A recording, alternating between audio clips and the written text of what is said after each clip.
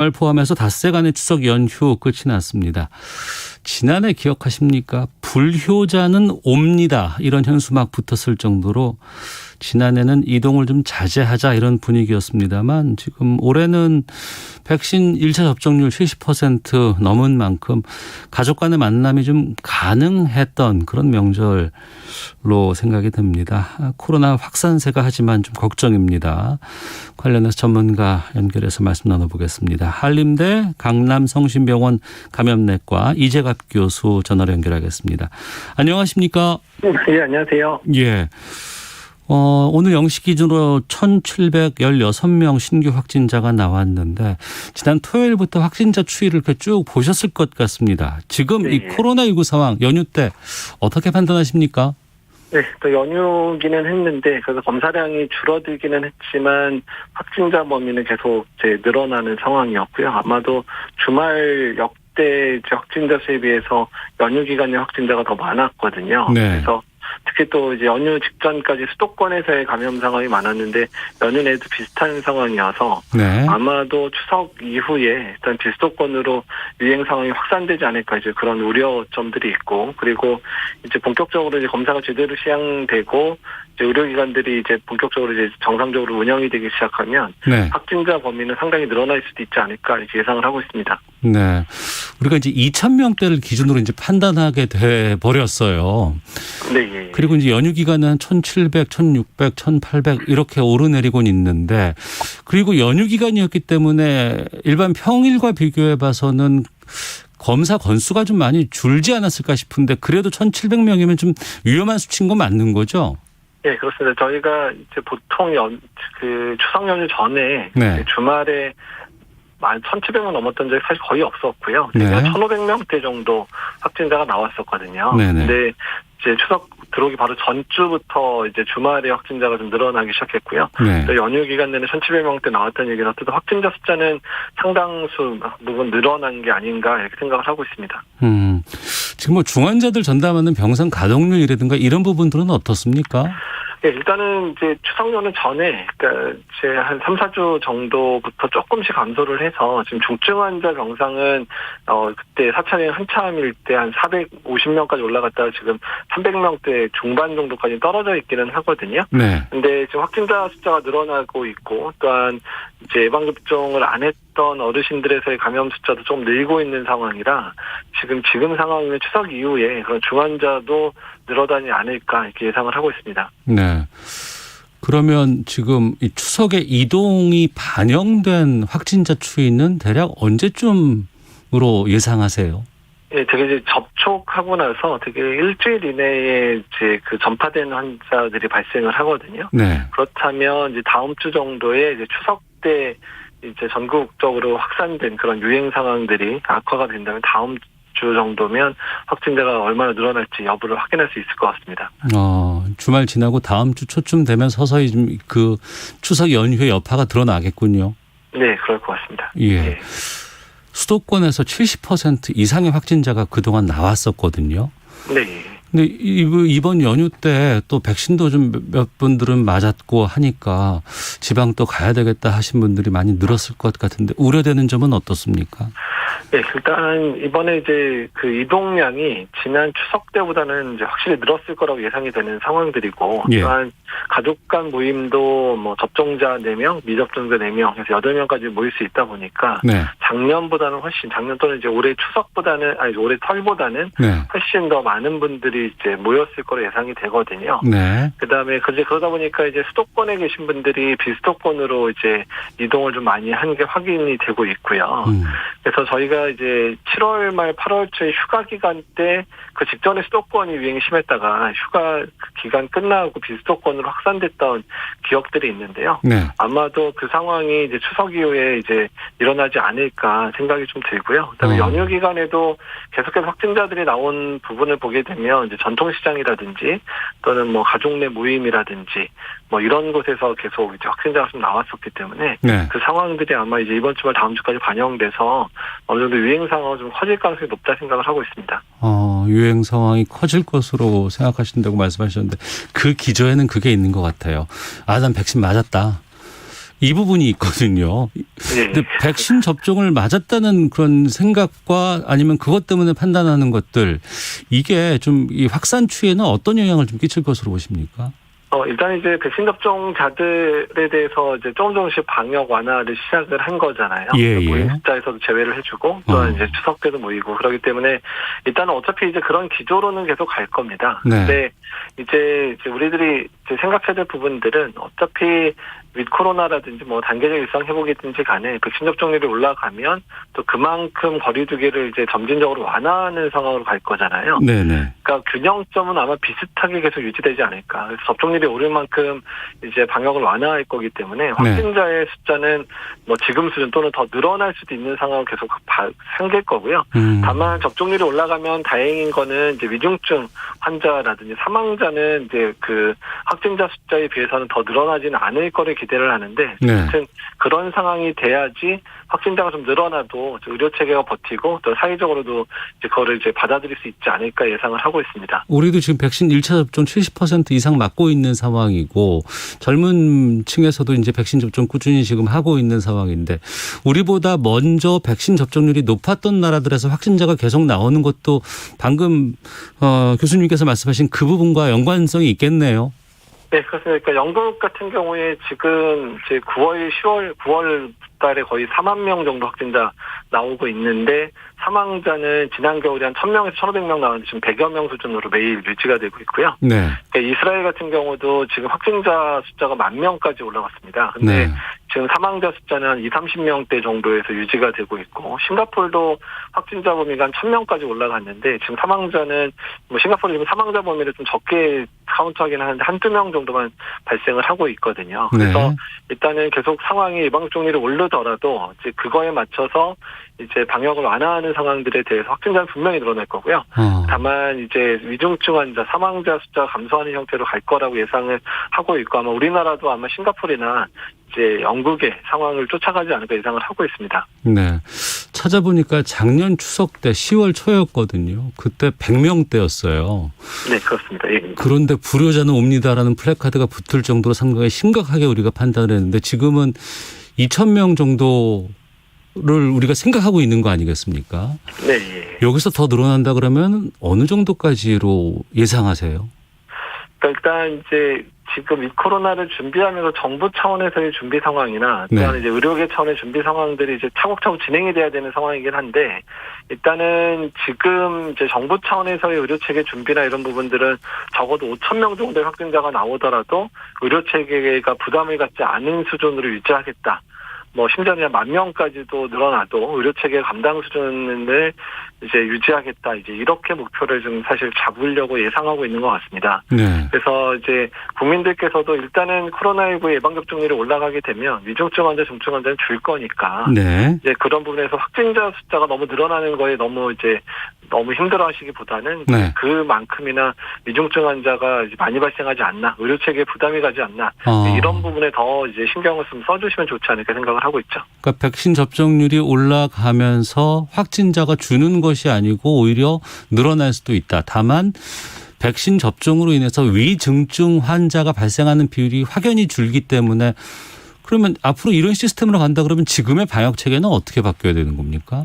예, 그래서 일단은 이제 가장 큰 문제가 우리나라가 확진된 모든 사람을 지금 이제 시설격리 형태로 하고 있잖아요. 생활치료센터나 또는 이제 조금 중증으로 올라가면 이제 입원을 하고 있는 상황인데 이제 그러다 보니까 확진자 숫자가 전반적인 의료 체계에 부담이 되고 있기는 하거든요. 그래서 앞으로 이제 이런 부분이 접종자들이 늘어나서 접종자들의 돌파 감염이나 이런 사례들은 위중증으로 넘어가는 경우가 덜하니까 이런 분들을 이제 오히려 재택 치료 형태로 가는 게 맞지 않을까. 그래서 일단 재택 치료를 중심으로 특히 이제 경증 무증상 환자의 치료를 바꾸는 부분들이 달성이 돼야 우리가 이제 확진자 위주의 정책보다 위중증 환자 위주의 정책으로 갈 수가 있거든요. 이제 그런 의료 체계에 대한 준비가 지금 이제 가장 서둘러야 될 부분이고 또한 국민들이 확진이 됐어도 우리가 특히 이제 집에서 치료받을 수 있다라는 그런 이제 좀 안심할 수 있는 상황들도 정부가 만들고 설득을 또 해야 되거든요. 그런 부분들이 현재 이제 진행이 필요할 거 생각을 하고 있습니다. 네.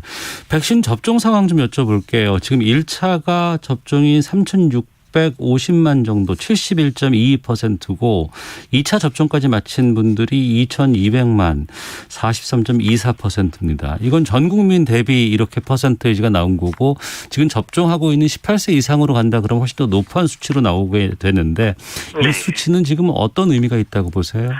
네, 일단 1차 접종자가 70% 넘었다는 거는 특히 이제 20에서 50대 접종이 대부분의 국가가 낮은데 우리나라가 지금 70% 이상 유지를 하고 있게 된 거거든요. 그래서 예. 그 부분 상당히 고무적이고 특히 1차 접종을 마친 분들은 대부분이 이제 2차 접종까지 마칠 예정이기 때문에 네. 앞으로 한 달의 시차는 있겠지만 한 달에서 한 달 반 정도 지나면 2차 접종률 70% 넘을 거다. 또 만약에 국민들이 접종에 조금만 동참해 주시면 한 75%도 넘길 수 있지 않을까 예상을 하고 있거든요. 네. 어쨌든 이제 그렇게 해서 예방접종률이 충분히 올라가면 미접종자에서의 그런 유행 상황은 계속될 수는 있긴 있지만 접종자들은 반드시 이제 그렇게 되면 위중증으로 가는 확률이 확실히 떨어질 수 있기 때문에 우리가 느끼는 코로나에 대한 공포감들은 그래도 많이 이제 떨어질 수 있는 상황을 만들 수 있을 거라 네. 예상을 하고 있습니다. 다른 나라와 비교해 봤을 때 접종률은 우리가 상당히 지금 고무적인 수치가 나오고 있는 건 맞는 거죠?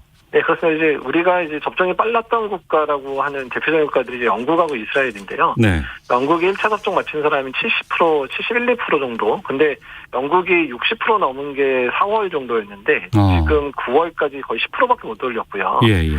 이스라엘도 뭐 4월 달에 60% 넘었는데 지금 70% 못 넘었거든요. 네. 근데 우리나라는 이제 물량 공급 때문에 늦어진 건 있지만 지금 접종률이 계속 올라가서 뭐 가능한 75%에서 80% 사이까지도 올라갈 수 있을 거라고 예상하고 어쨌든 이제 공급되는 만큼 접종률도 올라가고 있기 때문에 그래서 다른 국가에 비해서는 접종을 하는 숫자도 많고 접종 완료까지 이르게 될 사람들도 늘어날 것 같아서 이런 부분 상당히 고무적이라고 볼 수 있습니다. 네. 이 70%, 40% 이게 전 국민 대상으로 비교해 봤을 때 이 수치가 나오는 거고 지금 우리 18세 이상으로 지금 이 접종 대상을 잡았기 때문에 더 이제 그쪽만 따진다 그러면 더 올라갈 건데 12세에서 17세 또 그 아래에 있는 어린이들은 어떻게 해야 될까요? 네, 일단 이제 10에서 17세는 우리나라도 좀 화이자 백신 같은 경우는 허가가 됐고, 예. 이제 모더나 백신도 이제 허가가 될 예정인데요.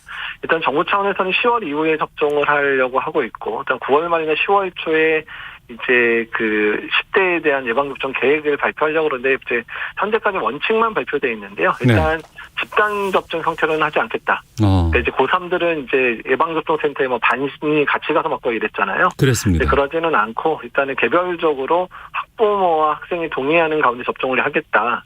이제 이렇게 지금 얘기를 하고 있는 상황이고요.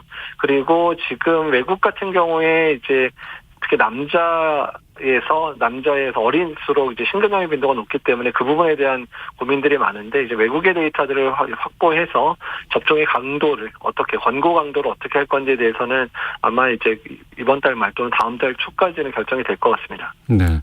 백신을 맞아도 이 확진이 나올 수 있다는 그 돌파 감염 있지 않습니까? 네.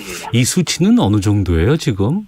그러니까 지금 돌파 감염 전체 확진자 최근 들어서 나온 확진자 중에서 네. 지금 돌파 감염 사례가 전체 확진자 10% 정도 되긴 합니다. 예. 그러니까 대부분은 이제 아직도 미접종자에서 90% 발생을 하는데 지금 우리나라도 지금 70% 이상 그 1차 접종을 마친 상황에서 10%만이 이제 돌파 감염이라는 거는 그만큼이나 미접종자에서의 감염이 훨씬 많다는 거를 얘기를 하고 있는 거거든요. 네. 그렇기 때문에 이제 돌파 감염이나 이런 부분에 있어서 숫자도 매우 낮을 뿐만 아니라 사망률이라든지 위중증화의 비율은 이제 거의 위중증화 85%, 그다음에 사망은 97%까지 예방한다는 국내 통계가 나와 있기 때문에 돌파 감염되더라도 일단 중증으로는 거의 안 간다. 사망은 정말 거의 안 한다. 이제 이렇게 예상하시면 될 것 같습니다. 그 말씀에 더해서 지금 우리가 백신 접종이 강제 사항은 아니잖아요. 네, 예. 그리고 이제 본인이 판단해서 나는 백신 접종 안 할 거야라고 하시는 분들 많이 계십니다. 주변에 있거든요. 이분들까지 좀 하실 말씀, 해주실 말씀이 있다면은요. 네, 일단은 이제 우리나라는 예방접종에 대해서 많이 호의적이기 때문에 아마 접종 의무화까지는 가지는 않을 겁니다. 그런데 그럼에도 불구하고 지금의 유행 상황이 이제 잘 가라앉지 않는 이유는 특히 사망자도 계속 발생하는 이유는 지금 미접종자분들 한 500만 명이 넘거든요. 네. 근데 그러니까 앞으로 이제 코로나나 이런 전략이 시행이 되면 전반적인 방역 완화 상황에서 계속 문제가 되는 건 미접종자들, 특히 고연령층의 미접종자에서의 발병이 계속해서 확진자 숫자뿐만 아니라 이제 사망자의 영향을 계속 줄 수도 있기 때문에 네. 이제 이런 어르신들, 그다음에 또 젊은 층에서 아직 예방접종을 안 하신 분들은 꼭 예방접종을 해주셔야 될 것 같아요. 참 이 부분을 유도하기는 쉽지 않은 것 같습니다.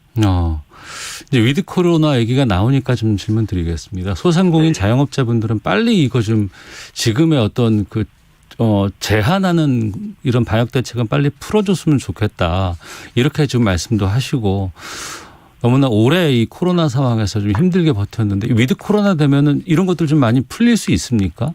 네, 일단은 이제 위코로나의 이제 주된 전략들은 이제 예방접종 완료자들이 늘어나게 되면 일단 예방접종 완료자 중심으로 이제 그 소상공인이나 자영업자들이 운영하고 있는 다중이용 시설을 확대 영업하는 부분들이 초기에는 먼저 이루어질 것 같거든요. 네. 그래서 영업 시간을 늘리는데 다만 이제 접종자 중심으로 영업 시간을 늘려준다든지 접종자 중심으로 이제 그 방문할 수 있는 숫자를 늘려준다든지 이런 식으로 처음에는 전개가 될 거라서 어떤 이제 접종 완료자들 늘어나면 늘어날수록 일단 이제 그런 다중이용 시설의 이용자들도 늘어날 수도 있기 때문에 이 코로나의 전략 속에서 자영업 하시는 분의 소상공인들이 조금 그래도 조금 허리를 좀 필 수 있는 상황들이 되지 않을까 이렇게 예상을 하고 있습니다. 네. 그리고 이제 대규모 모임 행사 같은 것들 이를테면 뭐 축제라든가 아니면 이제 특히 야외 스포츠 이제 관중 있지 않습니까? 네.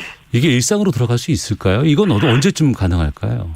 일단은 이제 야외에서 하는 활동들은 조금씩 더 회복 속도를 좀 빨리 해서 조금씩 이제 관람객이나 관중 숫자를 늘리는 형태로 가기는 할 거고요. 네. 다만 실내에서 하는 대규모 행사들 같은 경우에는 언제든 집단 발병 위험성들이 있기 때문에 마스크 착용 여부에 대한 부분들 아마 확인 계속 하게 될 거고 두 번째는 접종 완료자 중심으로 모일 수 있는 숫자를 늘려주는 방식으로 아마 초기에는 진행이 돼야 될 것 같거든요. 그래서 실내에서의 활동은 상당 기간 좀 더 늦어질 가능성이 있다고 생각이 듭니다. 그러면 마스크는 언제 벗을 수 있어요? 네, 일단 마스크는 일단은 이제 위코로나의 마지막에 해당되는 상황이 마스크까지 벗는 건데요. 아마도 이번 겨울 지나서 내년까지는 가야지 이제 마스크를 벗을 수 있을까 말까를 논의할 수 있는 시점이 될 것 같거든요. 그래서 이건 적어도 뭐 6개월에서 1년 이상은 마스크 착용에 대해서는 계속 강조될 가능성이 높기 때문에 어쨌든 마스크는 가장 마지막이다 이렇게 생각하시면 될 것 같습니다. 그러면 지금 시점으로 착착 진행된다고 해도 내년 상반기 안에 마스크 벗기는 쉽지 않겠네요. 네, 그렇습니다. 일단은 지금 델타 변이 자체 전파력 문제 때문에 실내에서의 돌파 감염 사례나 이런 부분들이 상당히 좀 많고 집단 발병이 계속 벌어지고 있기 때문에 마스크는 아마도 코로나가 유행하는 상황 내에서는 벗기가 어렵다. 이제 이렇게 생각을 하시고 있으셔야 그래야 실망이 좀 덜하지 않을까 생각이 됩니다. 알겠습니다. 하나만 그럼 더 마지막으로 좀 여쭤보겠습니다. 이 부스터샷 얘기가 계속 나왔고 또 뭐 미국에서도 아니 이제는 부스터샷이 큰 의미가 없다라는 얘기도 나오는데 이거 어떤 게 맞아요? 일단은 이제 두 가지로 나눠야 되는데요. 일단 고연령이나 고위험군에서는 부스터샷 6개월 시점 넘어서 해야 되는 건 대부분의 국가들이 동의를 하고 있는 부분이고요. 네. 다만 이제 건강한 20에서 50대 의 접종을 할 거냐, 특히 6개월 지나서 할 거냐, 이 부분은 조금 더 데이터를 수집해보자가 이제 미국 FDA의 자문위원회 결과, 꼭 다른 국가들 대부분 그렇게 생각을 하고 있어서, 그러니까 일반적인 그런 모든 연령에 대한 부스터샷은 조금 더 데이터가 쌓여져야 될 것 같고요. 아마 6개월보다 더 긴 기간 지난 이후에 하자는 얘기가 나오지 않을까 이렇게 예상을 하고 있습니다. 알겠습니다. 여기까지 듣도록 하겠습니다. 고맙습니다. 네, 감사합니다. 네, 지금까지 한림대 강남성심병원 감염내과의 이재갑 교수와 말씀 나눠봤습니다.